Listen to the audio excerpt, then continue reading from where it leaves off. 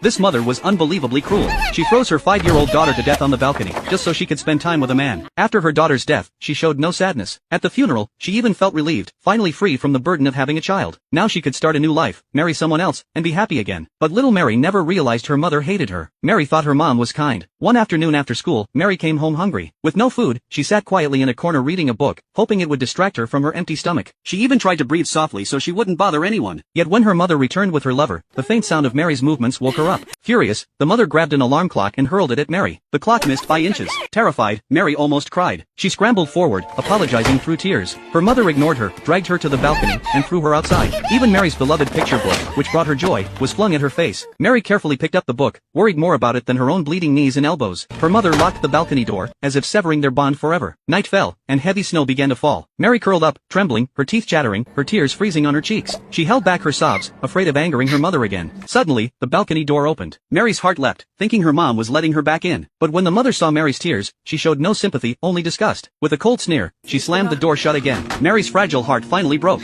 In the freezing night, her consciousness faded. Still, she clung to her book, whispering the words over and over, trying to give herself warmth. Her voice grew weaker, until at last, in her final moment, Mary smiled faintly, thinking of her mother. She wished she could be with her forever. She loved her mother most of all. Then Mary closed her eyes forever. After death, Mary arrived at the Bureau of Afterlife, where victims of murder, suicide, accidents, or illness were examined to decide if they deserved heaven. The staff investigated Mary's case and concluded she had been killed. A 5-year-old child could never have committed any crime, so they decided she would go to heaven. But Mary hesitated. She felt she wasn't a good girl, always making her mom upset. In truth, her mother had abused and beaten her. Yet Mary still insisted her mother was gentle and said she wanted to be her daughter again in the next life. Hearing this, the staff couldn't hold back their tears. They didn't want to reveal the truth. Just like the picture book Mary carried, the one her mother gave her for her birthday, Mary's love for her mom never wavered. Even after all the abuse, even after being frozen to death, she still believed her mother loved her. Finally, they allowed Mary to enter heaven, gently lying that she would soon see her mom there. In reality, they only hoped Mary could be reborn and find a kind mother in her next life. Meanwhile, her cruel mother faced consequences. At kindergarten, teachers, enraged after hearing Mary always praise her mom, confronted the truth of her cruelty. Disgusted, they slapped her repeatedly. Yet the mother still insisted she had done nothing wrong. She said Mary was her daughter, and she owed her nothing. But the teachers called her a murderer. Soon, the police arrived. They arrested Mary's mother, declaring she would pay for her crimes. She showed no remorse, blaming the teachers instead. Her excuses couldn't change the truth. In the end, she was punished by the law. And little Mary, with eyes forever filled with kindness and innocence, left the world for good. Her gentleness and purity remained frozen in that cold night, leaving behind nothing but sorrow and grief.